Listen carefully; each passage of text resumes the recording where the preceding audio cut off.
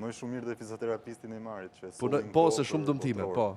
ACL-ja është dëmtimi më i rëndë që mund të ndodhë një sportisti dhe për mua është një dëmtim që ose të sjell më fuqishëm në fushë, ose të nxjerr nga fusha. Është dëmtim që përsëritet, kthehet në kohë apo është shumë vështirë të rikthehet, shumë vështirë. Okej.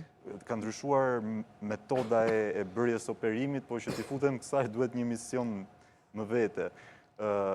Bëhet një operim tjetër, më përpara bëhej me marrjen e tendinës patelare, tashmë bëhet në mënyrë tjetër me marrjen e tendinës hamstringut, semitendinozit, dhe është më e fortë dhe më solide dhe e rikthen më shpejt. Herën e parë u bë me Zaniolon tek Roma, që Zanioli u kthye për rreth 5 muaj në fushë.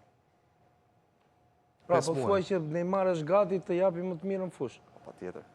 Si nga ana fizike. Si shpjegohet kjo se, domethënë u bë lajm para. Shpresoj që të bërë një punë të mirë edhe psikologu me Neymarin, që është e drejta se i ka probleme karakteriale.